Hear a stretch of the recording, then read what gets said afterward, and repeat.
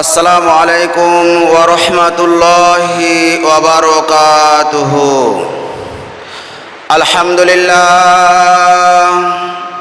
আলহামদুলিল্লাহ নাহমাদুহু ওয়া নাস্তাঈনুহু ওয়া নাস্তাগফিরুহু ওয়া নাউযু বিল্লাহি মিন শুরুরি আনফুসিনা ওয়া মিন সাইয়্যাতি আ'মালিনা। من يهده الله فلا مضل له ومن يضلله فلا هادي له ونشهد أن لا إله إلا الله وحده لا شريك له ونشهد أن سيدنا وسندنا وحبيبنا وحبيب طبيبنا ومولانا محمدا عبده ورسوله الذي أرسله بالحق بشيرا ونذيرا وداعيا إلى الله بإذنه وسراجا منيرا. فقد قال الله تعالى في كلامه المجيد والفرقانه الحميد: أعوذ بالله من الشيطان الرجيم. بسم الله الرحمن الرحيم. إن الله وملائكته يصلون على النبي يا أيها الذين آمنوا صلوا عليه وسلموا تسليما. اللهم صل على سيدنا مولانا محمد وعلى آل سيدنا شافعنا محمد. আলহামদুলিল্লাহ, সর্বাগ্যে সর্বপ্রথম সেই মহান আল্লাহ পাকের দরবারে লাখ কোটি শুকরিয়া জ্ঞাপন করি, যে মহান রব্বুল আলামিন আমাদেরকে ভালোবেসে পছন্দ করে মনোনীত করে সপ্তাহের শ্রেষ্ঠ দিন জুমার দিন আল্লাহ পাক আমাদেরকে আল্লাহর ঘরের মধ্যে এসে বসে কোরআন এবং হাদিস থেকে কিছু কথা বলা এবং শোনার তৌফিক দান করলেন। সেই মাবুদের দরবারে একবার কালিমাত শুকরিয়া আদায় করি। সকলে জবান সেরে পড়ে নেই আলহামদুলিল্লাহ। লাখ করে দরুদ সালাম বর্ষিত হোক আকা ইমানদার তাজদারে মদিনা মোহাম্মদ মুস্তাফা, যেই নবীকে সৃষ্টি না করলে সমস্ত আসমান জমিন চন্দ্র সূর্য গাছপালা তরুলতা বৃক্ষলতা কুল কায়নাতের আল্লাহ পাক কোনো কিছু সৃষ্টি করতেন না। সেই বিশ্ব নেতা বিশ্ব মানবের উপরে দরুদ সালাম প্রেরণ করি। সকলে অন্তরে অন্তরস্থল থেকে মহব্বতে পড়ে নেই সাল্লাল্লাহু আলাইহি ওয়াসাল্লাম। প্রিয় সুধী সমাজ, আপনার সকলে কেমন আছেন? সুখে দুঃখে সর্ব অবস্থায় শুকরিয়া আদায় করব আল্লাহ পাকের। আল্লাহ পাক বলেন, বান্দা যে অবস্থায় থাকো না কেন আলহামদুলিল্লাহিল্লাযী আলা কুল্লি হাল, সর্ব অবস্থায় বান্দার হক হচ্ছে আল্লাহ পাকের শুকরিয়া আদায় করা। আলহামদুলিল্লাহ। আমার ভাইরা, আজকে যে বিষয় নিয়ে আমি আলোচনা করব সেটি হচ্ছে যে আমাদের জীবনের শেষ সময়টাই হচ্ছে সবচাইতে মূল্যবান সময়। আমরা যদি শেষ সময়ে এসে মৃত্যুর সময় কালেমা আমাদের মুখে নসিব হয়, তাহলে সেই ব্যক্তিটাই হচ্ছে সবচাইতে ভাগ্যবান ব্যক্তি। আর যদি আপনি মৃত্যুর সময় আমাদের মুখে কালেমা নসিব না হয়, তাহলে আমাদের জীবনটা ব্যথা হয়ে যাবে। আল্লাহর হাবিব বলেছেন, মান ক্বালা লা ইলাহা ইল্লাল্লাহ ফাদখালাহুল্লাহুল জান্নাহ, যে ব্যক্তির শেষ কালেমা হবে লা ইলাহা ইল্লাল্লাহ, সে ব্যক্তি নিঃসন্দেহে আল্লাহ পাকের জান্নাতে যায়। বলুন না সুবহানাল্লাহ। আমার ভাইয়েরা, বাগদাদে একজন মুয়াজ্জিন ছিলেন, আজান দিতেন। 40 বছর আজান দিয়েছেন। কয় বছর বাবা? 40 বছর। মানুষ তার হওয়ার পর থেকে আজান দেয় না? মানুষ জন্মগ্রহণ করার পর কি আজান দেয়? কমপক্ষে 15 বছর থেকে আজান দেওয়া শুরু করছে। তাহলে 15 আর 40 হয় কত? 55 বছর। কয় বছর? 55 বছর হয়ে গেছে। 40 বছর শুধু ওই ব্যক্তি আজানে দিয়েছে। মুয়াজ্জিনটার নাম ছিল সালেহ আল মুয়াজ্জিন, অর্থাৎ নেককার বান্দা। সকলেই তাকে নেককার বান্দা হিসাবে চিনতেন। খুবই নেককার, পরহেজগার, আল্লাহওয়ালা বান্দা ছিলেন। তার এতটা সুনাম ছিল বাগদাদের মধ্যে যে ভালো মানুষ থাকলে সালেহ আল মুয়াজ্জিনই একজন ভালো মানুষ। সুবহানাল্লাহ বিহামদি। আর মুয়াজ্জিন সাহেবের কিয়ামতের দিন সবচাইতে বেশি তাকে আল্লাহ রাব্বুল আলামিন তাকে সম্মান জানাইবেন। এই আজান দেওয়ার কারণে মুয়াজ্জিন সাহেবকে আল্লাহ পাক কিয়ামতের দিন তার গর্দানটাকে সবার চাইতে উঁচু করে রাখবেন। সবাই বুঝতে পারবেন এর সম্মানিত ব্যক্তি। সুবহানাল্লাহ বিহামদি। আমার ভাইরা, বাগদাদের মুয়াজ্জিন সালেহ আল মুয়াজ্জিন নেককার, পরহেজগার, মুত্তাকিন বান্দা ছিলেন। সকলেই তাকে নেককার বান্দা হিসেবে চিনে। ইতিহাস বলে ওয়া কানা রাজুলান সালিহা, সে ব্যক্তি একটা নেককার, পরহেজগার বান্দা ছিলেন। আমার ভাইরা, সে আজান দিত 40 বছর পর্যন্ত আজান দিয়েছে। ওই মসজিদের সাইডে একটা খ্রিস্টান বাড়ি ছিল। কি বাড়ি বাবা? খ্রিস্টান বাড়ি ছিল। দেখবেন আজানের সময় আগেকার যুগের মুয়াজ্জিন নিযুক্ত করা হইতো। যার গলার আওয়াজ বেশি, যে জোরে কথা বলতে পারে, যার ভয়েস বেশি, তাকে নিযুক্ত করা হইতো। কারণ আগের যুগে তো মাইক ছিল না, সাউন্ড বক্স ছিল না, এরকম ব্যবস্থা ছিল না। মুখের আওয়াজ দিয়ে মানুষকে ডাকা হইতো। আজানের অর্থই হচ্ছে ডাকা। আসো বান্দা, আসো, আল্লাহর দিকে চলে আসো নামাজ পড়ার জন্য। বলুন না সুবহানাল্লাহ। এই জন্য দেখবেন আজান দেওয়ার সময়, দেখবেন আজান দিচ্ছে এত জোরে জোরে, তারপরেও হাইয়া আলাস সালাহ বলার সময় ডান দিকে তার গর্দানটা ফিরায়, হাইয়া আলাল বলার সময় বাম দিকে গর্দানটা ফিরায়। কারণটা হচ্ছে আজানের আওয়াজ যেন চতুর্দিকে চলে যায়, সব মানুষ যেন শুনতে পারে। সালেহ আল মুয়াজ্জিন এবার আজান দিচ্ছে, হাইয়া আলাস সালাহ বলার সময় ডান দিকে যখন গর্দানটা ফিরাইছে, ঘাড় ফিরাইছে, সেখানে একটা খ্রিস্টান বাড়ি ছিল। সেই বাড়ির মধ্যে একটা সুন্দরী রূপসী শিশুরামদের অধিকারিণী, পূর্ণিমা চাঁদের মতো একটা মেয়ে ছিল। সেই মেয়েটার দিকে ওই সালেহ আল মুয়াজ্জিনের দৃষ্টি পড়ে যায়। পড়ে যাওয়ার সঙ্গে সঙ্গে ওই মেয়েটার প্রেমে পাগল হয়ে যায়। আজানটা কোনো মতে শেষ করে দেয়। আল্লাহ রাব্বুল আলামিন এই জন্যই বলেন কোরআনে কারিমের মধ্যে, আল্লাহ পাক বলেছেন, বান্দারে এই দোয়াটা সবচাইতে বেশি বেশি আমার কাছে করো। রব্বানা লা তুজিগ কুলুবানা বা'দা ইয হাদাইতানা ওয়া হাব লানা মিন লাদুনকা রাহমা ইন্নাকা আনতাল ওয়াহ্হাব।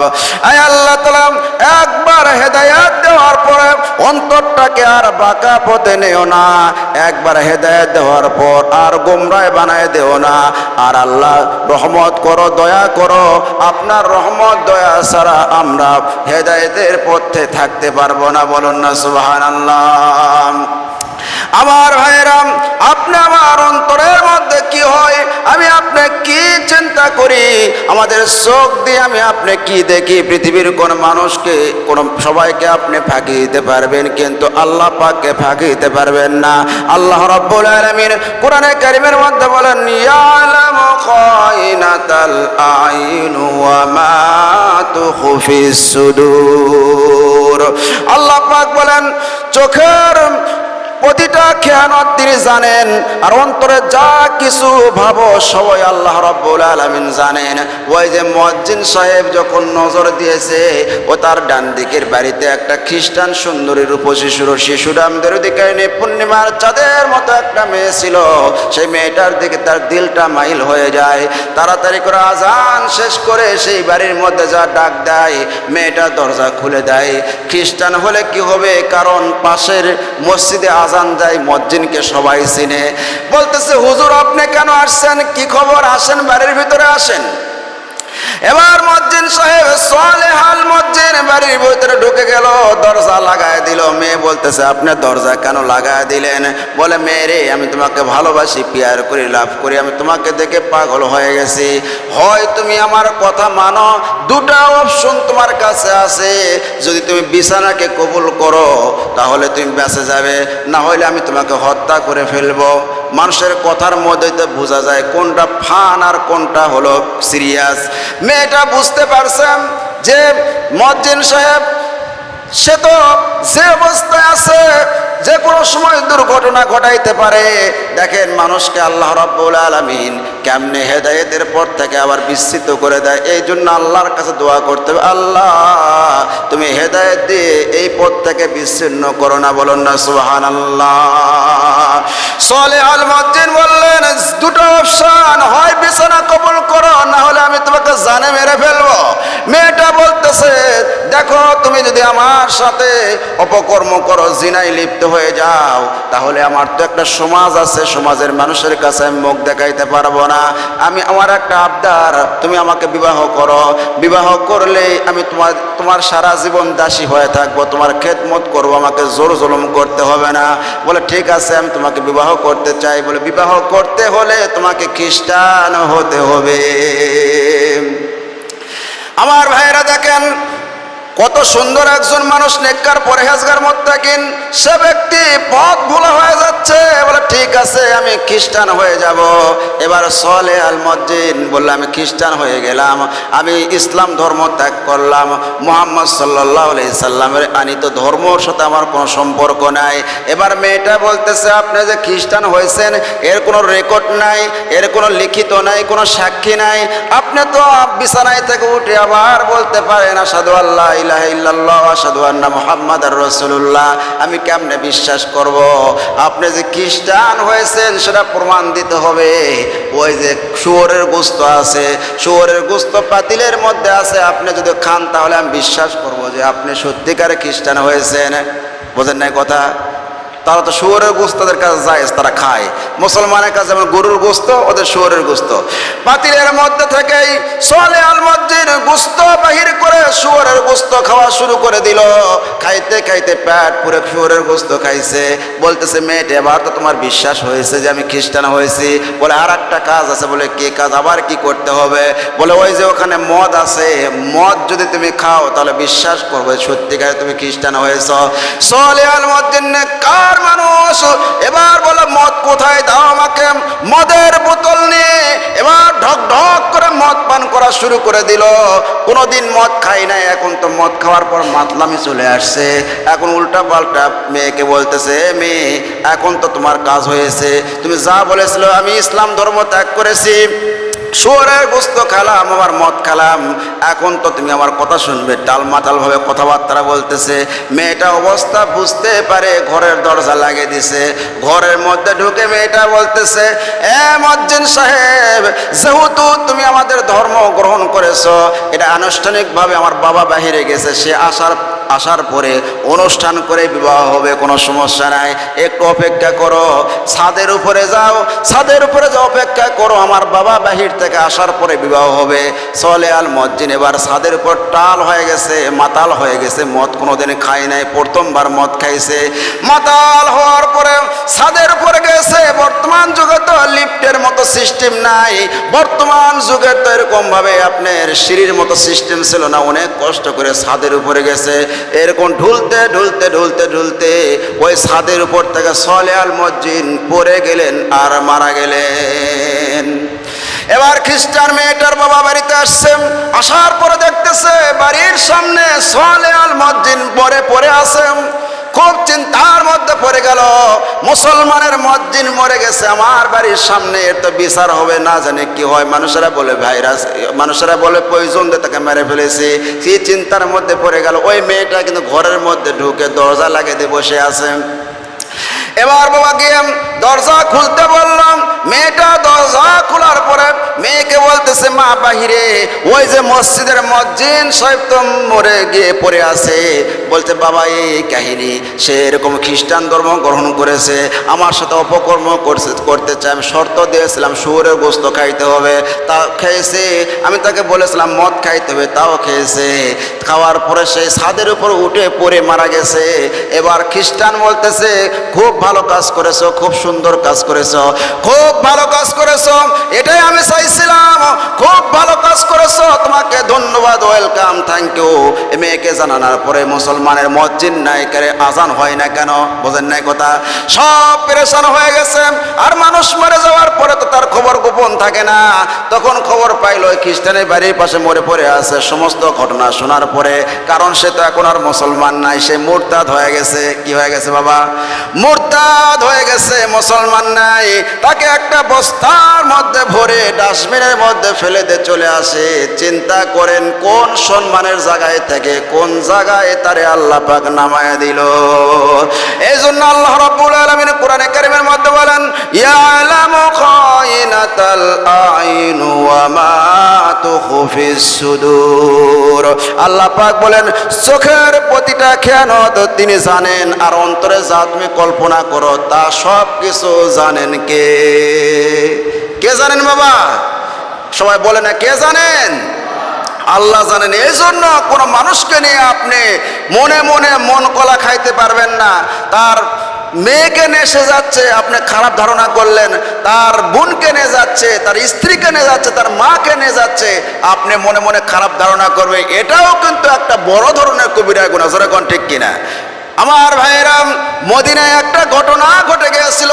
ইমাম মালিক রহমাতুল্লাহ আলাইহি সেই সময় চিফ জাস্টিস ছিলেন, প্রধান বিচারক ছিলেন। সেই সময় একটা ঘটনা ঘটেছে, একটা মহিলা মৃত্যুবরণ করেছে। ওই মহিলাকে ধোয়ার জন্য পাশের বাড়ি থেকে আর একজন মহিলা এসেছে।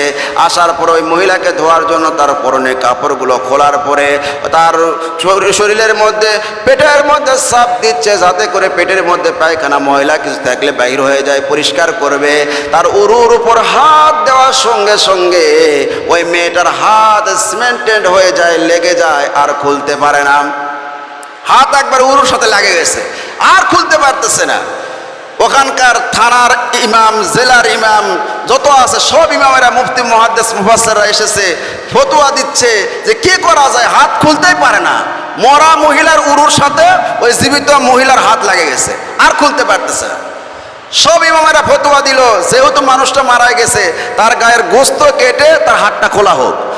আর যে মারা গেছে সেই মহিলার স্বামী বলতেছে, না, আমার স্ত্রী নেককার, পরহেজগার, ভালো মানুষ ছিল, আমার স্ত্রীর শরীরের মৃত্যু মানুষের শরীরের আমরা চামড়া কাটতে, গোস্ত কাটতে দিব না। কি একটা বিপদ! আমার মুসলমান ভাইয়েরাম, তাহলে জীবিত মানুষের হাত কাটা হোক। এবার জীবিত মেয়েটার স্বামী আর সন্তান আসে, প্রতিবাদ জানাইলো, আমরা আসছি পাশের বাড়ি থেকে, পাশের গ্রাম থেকে আসছি উপকার করার জন্য, আর আমার স্ত্রীর হাত কাটবে। আর ছেলে বলতেছে আমার মায়ের হাত কাটবে, এটা আমরা মানতে পারি না। একদিন এক রাত পার হয়ে গেল, ওই মরা মানুষের উরু থেকে হাত ছুটাইতেই পারে না।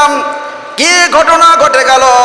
সেই সময় মদিনার প্রধান বিচারক, চিফ জাস্টিস ছিলেন ইমাম মালিক রহমতুল্লাহ আলাইহি। ইমাম মালিক রহমতুল্লাহ আলাইহিকে খবর দেওয়া হলো, এই ঘটনা ঘটেছে, আপনি আসুন বিচার করেন। কি বিচার করবেন? ইমাম মালিক বলল, ঠিক আছে, আমি বিচার করতে যাব আগামীকাল। ময়দানের মধ্যে তোমরা ওই মহিলাকে একটা পর্দার মধ্যে রাখো, আমি যাওয়ার পর বিচার করব। ইমাম মালিক রহমতুল্লাহ আলাইহি চলে আসলেন। আসার পরে সমস্ত ঘটনা শুনলেন। ওই মহিলা বলতেছে যে আমি এরকম পেটের মধ্যে চাপ দেওয়ার পরে তার ময়লা বাহির করে পরিষ্কার করে দিব, তার উরুর উপর হাত দিয়েছি, আর হাতটা সিমেন্টেড হয়ে গেছে, লাগে গেছে, আমি এখন কি করব? সেই সময় ইমাম মালিক রহমতুল্লাহ আলাইহি বলতেছেন, এ মেয়ে, তুমি সত্যি কথা বলো, কারণ হচ্ছে আমার কাছে রাডার আছে, যেই রাডার দিয়ে আমি ভালো মন্দ সব কিছু বিচার করতে পারি। তুমি সত্যি করে বলো, অন্য কোনো কিছু আছে নাকি, অন্য কোনো কথা আছে নাকি? ও তুমি কি করেছো সত্যি করে বলো। মেয়েটা বলতেছে আমি কিছুই করি নাই, আমি কিছুই করি নাই। মেয়েটা কাঁদতেছে আর বলতেছে আমি কিছুই করি নাই। ইমাম মালিক রাহমাতুল্লাহ আলাইহি বললেন ওয়াতাম্মাত কালিমাতু রাব্বিকা সিদকান ওয়া আদলা লা মুবাদদিলা লিকালিমাতিহি ওয়া হুয়াস সামিউল আলিম। আমার কাছে রাডার আছে কোরআন শরীফ। সেই কোরআন শরীফের মধ্যে শুরু থেকে শেষ পর্যন্ত কোনো মিথ্যা কথা নাই, সব সত্য কথা। সুবহানাল্লাহ কোন। আর এই কোরআন শরীফ হচ্ছে ভারসাম্যপূর্ণ, এর মধ্যে ন্যায় বিচার পরিপূর্ণ রয়েছে। 3 নাম্বার হচ্ছে কিয়ামত পর্যন্ত এই কোরআন শরীফে একটা আয়াত অদল বদল হবে না। সুবহানাল্লাহ কোন। যে কথা মতো আমি কোনো কিছু খুঁজে পাচ্ছি না, সত্যি করে বলো মহিলা তুমি কি করেছো, এই মৃত মহিলার সাথে তুমি কি করেছো বলো। এবার মহিলাটা কাঁদতেছে আর বলতেছে আমি ওই মহিলাটার ও যখন পেটের মধ্যে চাপ দিলাম, চাপ দিয়ে আস্তে আস্তে যখন তার উরুর উপর হাত দিয়েছিলাম, সেই সময় মনে মনে একটা মন্তব্য করেছিলাম। কি করেছিলাম বাবা?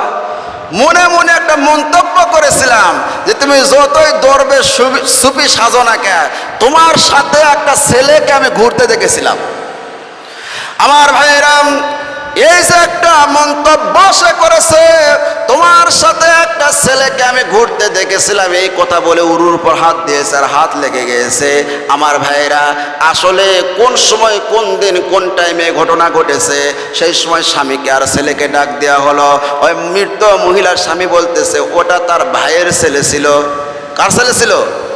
ভাইয়ের ছেলের সাথে ঘুরলে সমস্যা আছে? জায়েজ আছে না নাই? আমার ভাইয়েরা, ওই যে একটা মন্তব্য করেছে, এই মন্তব্যর কারণে তার হাত উরুর উপর লেগে গেছে।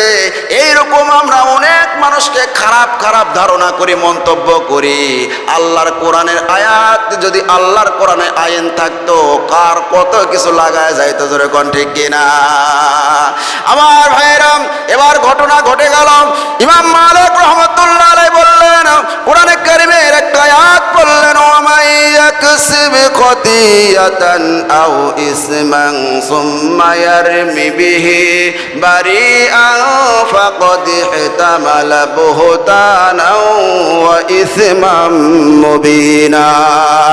দুনিয়াতে অনেক মানুষ আছে নিজে অন্যায় করে, খারাপ কাজ করে, আর এই অন্যায় ভালো মানুষের উপর চাপিয়ে নিজে ভালো সাজে। বোঝেন নাই কথা?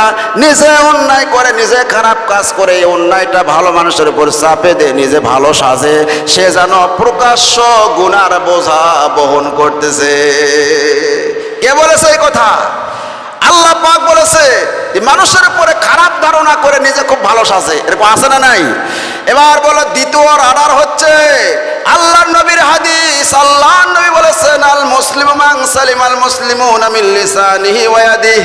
দ্বিতীয় নাম্বার রাডার হচ্ছে যে তোমার হাত এবং মুখের দ্বারা যেন অপর মুসলমান শান্তি পায়। এই হাত দ্বারা শুধুমাত্র এই হাত নয়, এই হাত দ্বারা ক্ষমতার হাত, এই হাত দ্বারা প্রভাব প্রতিপত্তির হাত, এই হাত দ্বারা টাকা পয়সার হাত, এই হাত দ্বারা আপনার সম্পদের হাত। আপনার এর দ্বারা যেন কোনো মানুষ কষ্ট না পায়। আর মুখের কথা বলা হয়েছে হাদিসের মধ্যে, আপনার অন্তরের মধ্যে একটা মুখ আছে, জোরে কোন সুবহানাল্লাহ। সেইটা দ্বারা আপনি অন্তর দ্বারা মানুষকে খারাপ ধারণা করতে পারবেন না। এবার ইমাম মালিক রাহমাতুল্লাহ আলাইহি বলেন বিচার এখন হবে। আল্লাহ পাক সূরা নূরের 2 নম্বর আয়াতের মধ্যে তোমার বিচার করে দিছে। যদি একটা পবিত্র নারীকে তহমত দেওয়া হয়, জিনার তহমত দেওয়া হয়, আর 4 জন সাক্ষী যদি উপস্থিত না করতে পারে, তাহলে তাকে 80টা বাত মারা লাগবে। কয়টা বাত বাবা? 80টা বাত মারতে হবে। কোরআনে কারিমের মধ্যে আছে। সুতরাং তোমাকে এখন 80টা বাত মারা হবে, তুমি প্রস্তুত নিয়ে নাও। মেয়েটা কাঁদতেছে, জল্লাদকে ডাক দেওয়া হলো, কোরআনের আইন শুনে দেওয়া হলো আয-যানিয়াতু ওয়াজ-যানি ফাজলিদু কুল্লা ওয়াহিদিম মিনহুমা মিআতা জালদা। আল্লাহু আকবার কোন।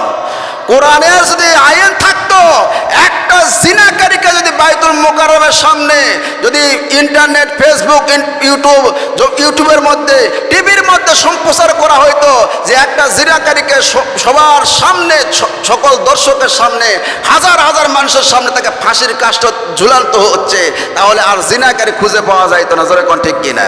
কিন্তু দেখা যায় এই গেট দিয়ে ঢোকে, ওই গেট দিয়ে বের হয়। এই জন্য 6 বছরের মেয়েরা পর্যন্ত ধর্ষিতা হচ্ছে। জোরে কোন ঠিক কিনা? আমার ভাইয়েরা, কি ঘটনা ঘটে গেল! এবার যখন দাঁত মারতেছে, দাঁত মারতে মারতে 79টা বাড়ছে। কয়টা? কোরআনে বলছে 80টা ব্যাত মারতে হবে। এবার 79টা ব্যাত মারছে, কিন্তু হাত ছোটে না, উরুর সাথে লাগে আছে। ইমাম মালিক এবার জল্লাদ বলতে, হুজুর আমি তো 79টা ব্যাত মারে ফেলছি, আর একটা মাত্র বাদ আছে। ইমাম মালিক বললেন যে আমি তো আর কিছু খুঁজে পাচ্ছি না, কোরআনের মধ্যে একটা বিচারি খুঁজে পেলাম, আমি তো আর কিছু খুঁজে পাইতেছি না। তবে আল্লাহ রাব্বুল আলামিন বলেছেন, কোন গুনার বিচার যদি দুনিয়ায় করা হয়, মৃত্যুর পরে আল্লাহ রাব্বুল আলামিন সেই বিচার, সেই পাপের আর শাস্তি আল্লাহ পাক দিবেন না। যেহেতু 79টা হয়েছে, মারো, আর একটা ব্যাত মারো। কারণ 80টার কথা আল্লাহ পাক বলেছে, 79টাও বলে নাই, 81টাও বলে নাই। মেরে দেওয়ার একটা চামড়ার চাবুক দিয়ে যখন মহিলাকে আর একটা ব্যাত মারলো, মারার সঙ্গে সঙ্গে তার উরু থেকে হাত ছুটে গেল। আল্লাহু আকবার কোন! আমার ভাইরাম, এই জন্য আসেন, আপনি যেখানেই থাকেন, যে অবস্থায় থাকেন, মানুষকে কোনো সময় খারাপ ধারণা করা যাবে না, মানুষের উপরে খুব ধারণা করা যাবে না। মানুষের উপরে আপনি খারাপ ধারণা করবেন, এতে আপনার লাভ কি? আপনি যদি কোনো মানুষকে তহমত দেন, কোনো মানুষকে যদি আপনি এরকম গীবত করেন, গীবত করলে এক শাস্তি, তহমত করলেও শাস্তি আছে। আপনি যার বিরুদ্ধে বলেছেন, যার বিরুদ্ধে আপনি গীবত করেছেন, তার গুনাহগুলো আপনার ঘাড়ে চলে যাবে, আপনার সওয়াবগুলো তার ঘাড়ে চলে আসবে। লাভ আছে। আমার ভাইরা, আমাদের শিক্ষক যিনি ইংলিশ টিচার ছিলেন, উনি আমাদেরকে মাদ্রাসা ইংলিশ পড়াইতেন। উনি একদিন একটা ঘটনা বলেছিলেন। বলে যে 1971 সালের পরে একটা পত্রিকা ছিল, জাগো মুজাহিদ। কি নাম বাবা? যারা মুরব্বী তারা চিনবেন সেই পত্রিকা, জাগো মুজাহিদ। সেই পত্রিকাটা পরে নাম হয়েছিল যে মুসলিম জাগো। জাগো মুজাহিদ নাকি জঙ্গি জঙ্গি লাগে, পরে মুসলিম জাগো নামে সেই পত্রিকা হয়েছিল। সেই পত্রিকার মধ্যে একটা ঘটনা ওই স্যার পড়েছিল, সেই ঘটনাটা আমাদেরকে ক্লাসে শোনাইছিলেন। ঘটনাটা হচ্ছে এরকম যে বিশাল বড় একটা হাট, দেখবেন যে এলাকার মধ্যে একটা হাট থাকে অনেক বড়, অন্য হাটও থাকে কিন্তু ছোট ছোট, আছে না নাই? আমাদের গোপীনাথপুরের হাট আর জিয়ারাগড়ের হাট কি এক? গোপীনাথপুরের হাট অবশ্যই বড়, ঠিক কিনা বলেন? এরকম একটা হাট ছিল, অনেক বড় হাট ছিল, এলাকার সব মানুষেরা সেই হাটে বেশিরভাগে আসতো। সেখানে একটা ফকিরকে, মাদ্রাসার একটা তলবে এলিম, মাদ্রাসা ছুটি হয়েছে, সেখানে যাওয়ার পরে দেখতেছেন যে একটা ফকির, হাতও নাই পাও নাই, বিয়ারিংয়ের গাড়ি, দেখবেন আগে ছোটবেলায় আমরা বানাইতাম বিয়ারিংয়ের গাড়ি, ঠেলে ঠেলে নিয়ে যেত, ঠিক না? ওই বিয়ারিংয়ের গাড়ির মধ্যে হাত পাও ছাড়া একটা ফকির বসে আছে, ছোট্ট একটা মেয়ে ঠেলতেছে, সামনে একটা প্লেট আছে। ওই ফকিরটা বলতেছে, বাবা 10টা টাকা দাও, বেয়াদবি করবেন না। কি বলে? ফকিরের ভাষা হচ্ছে 10টা টাকা দাও, বেয়াদবি করবেন না। এখন মাদ্রাসার তলবে এলিম আশ্চর্য হয়ে গেছে, ফকিরের তো অনেক চাওয়া, অনেক ভাষা আছে, দাও মা ভিক্ষা দাও, আল্লাহ রসুলের নাম, অনেক কিছু বলে, এর ভাষা কামা ভিন্ন, 10টা টাকা দাও, বেয়াদবি করবেন না। সারাটা দিন যখন ভিক্ষা করেছে, সন্ধ্যা যখন হয়েছে, সন্ধ্যার সময় দোকানদারেরা যখন চলে যাচ্ছে, ওই ফকিরটা, ওই ফকিরের গাড়িটা ওই মেয়েটা ঠেলে ঠেলে নিয়ে যাচ্ছে। ওই তলবে এলিম দেখতেছে কোথায় যায়, অনেক দূরে চলে গেল, দেখতেছে কলার গাছের সুপ্রিকা কলার গাছ আছে, তার মধ্যে সুপ্রিকানা ছোট্ট একটি কুটির ঘর আছে। ওই ঘরের কাছে ফকিরকে নিয়ে চলে গেল। ওই তলবে এলিম, আসসালামু আলাইকুম চাচা। বলে কি বাবা, তুমি কি জন্য এসেছো? বলে চাচা আপনার কাছে একটা প্রশ্ন করতে চাই। বলে বাবা, এই টোটোয়া রোদের মধ্যে আমি ভিক্ষা করে আসছি, আমি খুব ক্লান্ত হয়ে গেছি, কি বলতে চাও তাড়াতাড়ি বলো। বলে চাচা, অনেক ফকিরকে আমি ভিক্ষা করতে দেখেছি, অনেক ভাষাতে তারা কথা বলে, কিন্তু আপনার ভাষা আমি বুঝতে পারলাম না, আপনি খালি বলেন একটা কথাই বারে বারে 10টা টাকা দাও, বেয়াদবি করবেন না। এটা আমি বুঝলাম, এর মধ্যে কোনো কারণ আছে না, আপনি এমনি কোন। এবার ফকির বলতেছে, বাবা আমি খুব ক্লান্ত, আজকে বলতে পারবো না, পরে তুমি একসময় আসো, কারণ আছে, পরে আমি তোমাকে বলবো। বলে না চাচা, আমি আসছি, আজকে আপনার কাছ থেকে শুনতে চাই, আপনি বলেন। এবার ফকির বলতেছে, না আমি আজকে বলবো না, আর এক সময় আসো। বলে না চাচা, আমি আজকে শুনতে চাই। বলে তুমি তো বেয়াদবি করতেছো, তুমি কি করতেছো? আমি যে ভিক্ষার মধ্যে কই যে বেয়াদবি করবে না, তুমি তোমার সাথে বেয়াদবি করতে পারো না, বেয়াদবি না, আমার শুনতে খুব বড় মন চায়। বলে শোনো তাহলে। এবার ফকির বলতেছে, বাবা আমার বাবা ছিল জমিদার, সবচাইতে ধনী মানুষ ছিল। আমার বাবা সম্পদ দিয়েছিল, সেই সম্পদের উপরে একটা স্কুল হয়েছিল। সেই স্কুলের আমি ছাত্র ছিলাম, ক্লাস 8-এ যখন আমি পড়ি। প্রথম এপ্রিলের 1 তারিখে, এপ্রিলের 1 তারিখে ওই ছাত্ররা যে স্যারের কথা না শোনে, আমি প্রভাব প্রতিপত্তি বড় লোকের ছেলে, আমার কথা শুনতে কমান শুনতে তারা বাধ্য। ছাত্রদেরকে বললাম, ছাত্ররা আগামীকাল এপ্রিলের 1 তারিখ স্যারদেরকে বোকা বানাইতে হবে। প্রথম যে আজকে ক্লাস হবে, প্রথম ক্লাসটাই হচ্ছে হরিপদক স্যার, হিন্দু স্যার। ওই স্যার যখন আসবে চেয়ারের একটা পাওয়া কাটো, কাটার পর সেখানে সিংটি দিয়ে রাখো। স্যার যখন আসে বসবে, বসার পরে পড়ে যাবে। সেই সময় আমি বিড়ালের মতো ডাক দিব। কার মতো বাবা? বিড়ালের মতো ডাক দিব। তোমরা সকলে হাতে কালাম দেবে, তালি দিবেন। স্যার যদি রেখে যায় আমি কুত্তার মতো ডাকবো, সেই সময় তোমরা হাতে তালি দিবে। স্যারকে আমরা লজ্জা দিব। আজকে এমন একটা দিন, কেউ কাউকে লজ্জা দিলে কোনো বিচার নাই। ছাত্ররা ওই ছাত্রর কথা শুনতে বাধ্য, কারণ বড় লোকের ছেলে এখন শুনতেই হবে। স্যার হরিপদক স্যার যখন ঘরের মধ্যে আসছে, ওই ফকির বলতেছে, স্যার যখন চলে আসলো, সেই সময় স্যার কেবল চেয়ারে বসেছে, সঙ্গে সঙ্গে স্যার পড়ে গেছে। সেই সময় আমি বিড়ালের মতো ডাক দিয়েছি, সব ছাত্ররা হাতে তালি দিয়েছে। স্যার রেগে গিয়ে যখন উঠেছে, হাতের মধ্যে ব্যাট নিয়েছে, সেই সময় আমি কুত্তার মতো ডাক দিয়েছি। স্যার রাগ করে হাতের মধ্যে ব্যাট নিয়ে যখন আমাকে 3-4টা বাড়ি দিয়েছে, আমার তো মেজাজ খারাপ, যে আজকে আনন্দ করতে আসে মার খেলাম, আনন্দটা ধূলিসাৎ হয়ে গেল, মেজাজ খারাপ হয়েছে। পকেটের মধ্যে আমার একটা টেনিস বল ছিল, ওই টেনিস বলটা মনের রাগে টেনিস বলটা স্যারক মারলাম। হরিপদক স্যারের মাথার উপর যখন জোরে লেগে গেল, স্যারটা পরে বেহুশ হয়ে গেল। আমি এখন চিন্তা করলাম যে যতই বড় লোকের ছেলে ওই যে বেয়াদবি করেছে, এর তো একটা বিচার হবে। এই চিন্তা করে ঘর থেকে আমি যখন দৌড় দিলাম, স্কুল থেকে বাইর হওয়ার পরে এই আপনার যে পত্রিকার মধ্যে লিখেছে, তার হেডলাইন ছিল বেয়াদবের ফল, বেয়াদবির ফল। আমার ভাইয়েরা এবার বলে যে আমি যখন স্কুল থেকে বাহির হয়ে চলে গেলাম, বাইরে যাওয়ার পরে যে স্কুলে আমি ঢুকেছিলাম, যে সময় টোটো আর ছিল, কিন্তু আমি দেখতেছি বাহিরে অন্ধকার, কিছুই দেখা যায় না। ওই স্কুলের যে বাউন্ডারি ছিল তার উপর উঠে যখন আমি লাফ দিলাম, সেখানে অনেকগুলো খেজুরের গাছের কাঁটা ছিল, তার উপরে গেলাম, সমস্ত শরীরের মধ্যে কাঁটা বিন্দু, আমি অজ্ঞান হয়ে গেলাম। এইদিকে স্যার অজ্ঞান, আমি অজ্ঞান।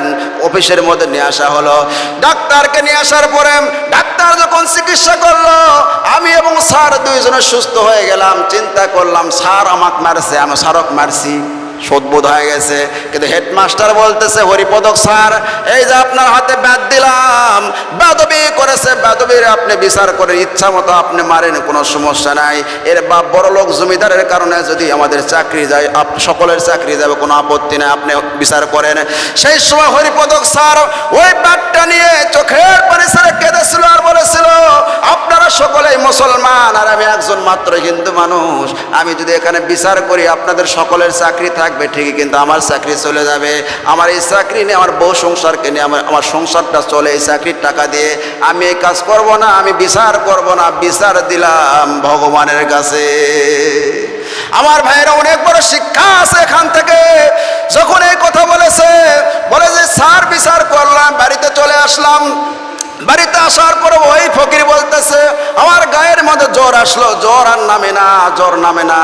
অনেক ওষুধ বুড়ি খাওয়ার পর যখন জ্বর নেমে গেল, সেই সময় আমার 2 হাত খেলে পিন পিন করে, ঝিনঝিন করে আর জ্বালা যন্ত্রণা করে ডাক্তারের কাছে নিয়ে যাওয়া হলো। ডাক্তার পরীক্ষা নিরীক্ষা এক্সাম করা, রক্ত এক্সাম করার পরে বলতেছে, এই রক্তের মধ্যে ভাইরাস ঢুকেছে। এমন একটি ভাইরাস যদি 2 হাত দিয়ে না কাটা হয়, তাহলে আপনার সন্তানের শরীরের মধ্যে রক্ত চলে যাবে এবং সমস্ত শরীর নষ্ট, রক্ত নষ্ট হয়ে যাবে, আপনার সন্তান মারা যাবে। সুতরাং 2 হাত কেটে ফেলতে হবে। সেই সময় আমার জমিদার বাবা কেঁদে কেঁদে চোখের পানি ছেড়ে বনসই করেছিল। আমার 2 হাত কাটা হলো। 2 হাত কাটার পরে 1 মাসের মধ্যে ঘাওটা মোটামুটি শুকাইল। 2 মাসের মধ্যে ঘা যখন পুরা গুলা শুকে গেল। সেই সময় আমার দুই পা এরকম ঝিনঝিন পিন পিন করে আর যন্ত্রণা করে। সেই সময় ডাক্তারকে ডাকা হলো। ডাক্তার বলতেছে দুই পায়ের রক্তের মধ্যে ভাইরাস দেখা দিয়েছে, দুই পায়ের রক্ত নষ্ট হয়ে গেছে, দূষিত হয়ে গেছে, দুই পা কাটতে হবে। সেই সময় বাবা বনসই করেছিল আর কেঁদেছিল। সেই সময় কাঁদতে কাঁদতে বনসই করে দিয়ে আসছে। আমার দুই হাত গেল, আমার দুই পা গেল রে বাবা। আমার বাবা জমিদারি চলে গেল, টাকা পয়সা ধন সম্পদ সব শেষ হয়ে গেল, আমার আর কিচ্ছু নাই। সেই সময় আমার পা কাটার জন্য অপারেশন থিয়েটারের মধ্যে নিয়ে গিয়েছিল। সেই সময় আমি খালি একটা কথাই বলতেছিলাম, নাকি ডাক্তার ওখানে কয়েকটা ডাক্তার ছিল, কয়েকটা নার্স ছিল, কিন্তু আমি চিৎকার মারে বলতেছিলাম স্যার আমারে মাফ করে দেন, স্যার আমারে মাফ করে দেন। ডাক্তার নার্সেরা বলতেছে কোথায় তোমার স্যার? এখানে তো কোনো স্যার নাই। ওই যে হরিপদক স্যারকে আমি দেখতে পাচ্ছি, ওই যে হরিপদক স্যারকে আমি দেখতে পাচ্ছি। সেই সময় বলতেছে আমি ঘরের চতুর সাইডে অপারেশন থিয়েটারে চতুর সাইডে দেখতেছিলাম হরিপদক স্যার দাঁড়িয়ে আছে। আল্লাহর গজব ধরেছে, আমি যে বেয়াদবি করেছিলাম। আমার দুই হাত গেল, দুই পা গেল, বাবার জমিদারি গেল, টাকা নাই পয়সা নাই রে বাবা। এখন রাস্তায় রাস্তায় ভিক্ষা করি আর বলি 10টা টাকা দাও, বেয়াদবি করো না।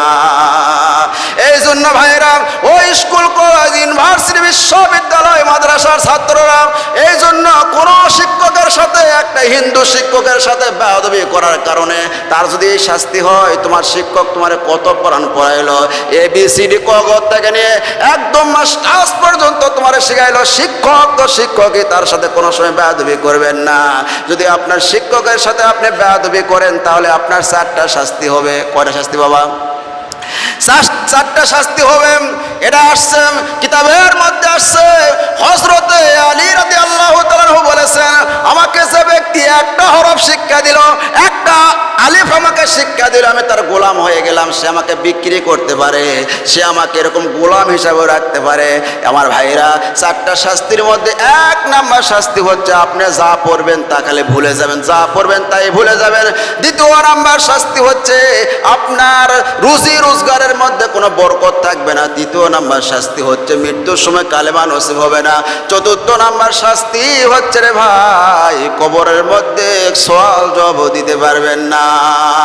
আবার যদি ব্রেনের কারণে আপনার চাকরি বেতন পাবেন না, বেতন পালেও সেই বেতন আপনি খাইতে পারবেন না, আপনার চাকরির প্রমোশন হবে না, আপনার চাকরির বেতন হলেও সেই চাকরির বেতন আপনি খাইতে পারবেন না।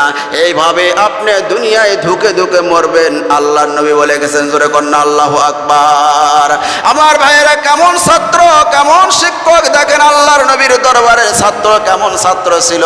হযরত ওমর রাদিয়াল্লাহু তাআলা নবীর হাতে গড়া ছাত্র। আল্লাহু আকবার কোন? হযরত ওমর রাদিয়াল্লাহু তাআলার হাতে গড়া ছাত্র। হযরত আব্বাস রাদিয়াল্লাহু তাআলা বসে আছেন, এমন সময় একজন খ্রিস্টান আসলেন। কি বাবা?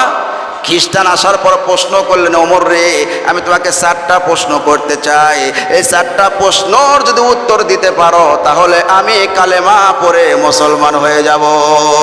কয়টা প্রশ্ন বাবা? 4টা প্রশ্ন।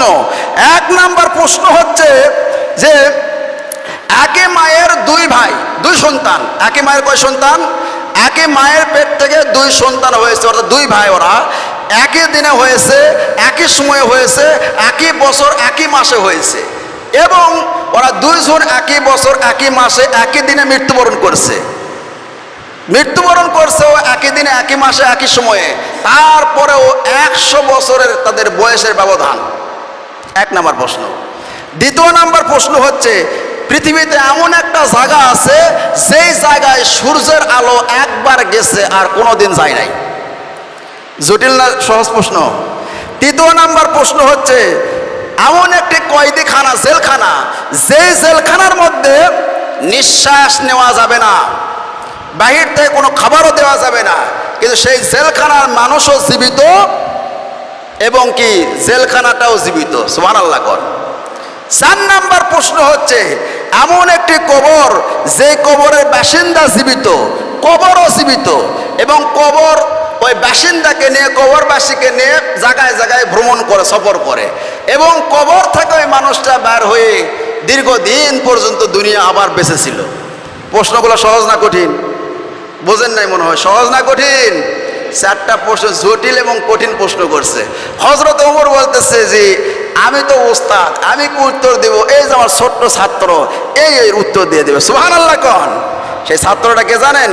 হযরত ইবনে আব্বাস রাদিয়াল্লাহু তাআলা আনহু বলতেছে যে এত সহজ প্রশ্ন মানুষ করে খ্রিস্টান পাদ্রী, এটা তো আর 1-2 ব্যাপার। সুবহানাল্লাহ কোন? এই চারটা প্রশ্নের উত্তর শুনবেন?